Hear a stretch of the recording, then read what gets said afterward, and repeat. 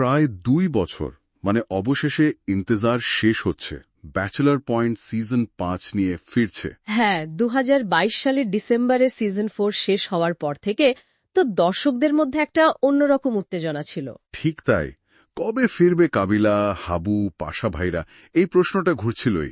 আর 14 মে যখন পরিচালক কাজল আরেফিন অমি ফার্স্ট লুকটা দিলেন, সোশ্যাল মিডিয়া তো পুরো ফেটে পড়েছে। রীতিমতো ভাইরাল। আমাদের কাছেও কিন্তু কাজল আরেফিন অমি আর বুম ফিল্মসের ঘোষণা নিয়ে বেশ কিছু তথ্য আছে। তো এই ফেরাটা নিয়ে একটু ভেতরে যাওয়া যাক, কি বলেন? অবশ্যই। এই লম্বা বিরতিটা, মানে প্রায় 2 বছর, এটা কিন্তু এক্সপেকটেশন অনেক বাড়িয়ে দিয়েছে।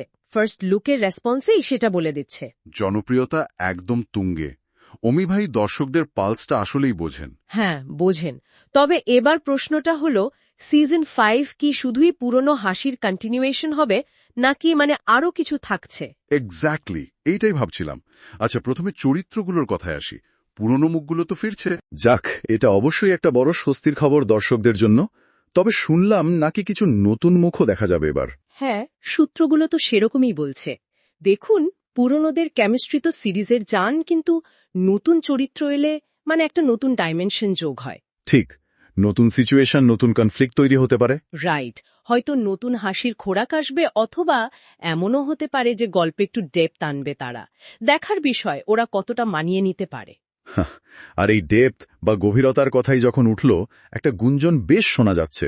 এবার নাকি শুধু কমেডি না, একটু সিরিয়াস বা ইমোশনাল মোমেন্টও থাকবে। হ্যাঁ, এটা নিয়ে বেশ কথা হচ্ছে। এটা কি ব্যাচেলর পয়েন্টের যে চেনা ছক, সেখান থেকে একটু বেরোনোর চেষ্টা? একটু রিস্কি লাগছে নাকি? দর্শকরা তো এটাকে চেনে একদম নির্ভেজাল হাসির জন্য। রিস্কি তো বটেই, তবে দেখুন, চরিত্রগুলো তো সময়ের সাথে ম্যাচিওর হয়, তাই না? 5টা সিজন ধরে চলছে। তা ঠিক। তাদের জীবনেও তো চড়াই উতরাই আসতে পারে। শুধু মজাই থাকবে, এটা একটু একঘেয়েও লাগতে পারে কারো কারো। পরিচালক হয়তো এবার চরিত্রগুলোর ভেতরের দিকটা, পার্সোনাল স্ট্রাগলগুলোও দেখাতে চাইছেন। আসল চ্যালেঞ্জটা হবে ব্যালেন্সে, কমেডি আর ইমোশন ঠিকঠাক মেশাতে হবে।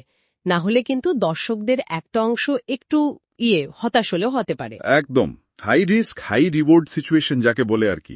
আচ্ছা, এই ব্যালেন্সটা কেমন হয় সেটা তো সময়ই বলবে। এখন মুক্তির কথাই আসি। শুটিং কি চলছে? হ্যাঁ, শুটিং পুরো দমে চলছে। পরিচালক, প্রোডাকশন হাউস, বুম ফিল্মস সবাই কনফার্ম করেছে। আর দেখা যাবে কোথায়? আগের মতোই? হ্যাঁ, এবারও রিলিজ হবে বুম ফিল্মসের ইউটিউব চ্যানেলেই। এটা নিয়ে অবশ্য একটা কথাও হতে পারে। কিরকম? ইউটিউবে এলে তো বিশাল দর্শকের কাছে পৌঁছানো যায়, একদম সহজলভ্য। কিন্তু ধরুন, কোনো বড় ওটিটি প্ল্যাটফর্মে যদি আসতো, তাহলে কি প্রোডাকশন বা প্রেজেন্টেশনে আর একটু ভিন্ন কিছু পেতাম আমরা? এটা একটা ভাবনার বিষয় আসলেই। তবে ইউটিউবের সুবিধা হলো অ্যাক্সেসিবিলিটি।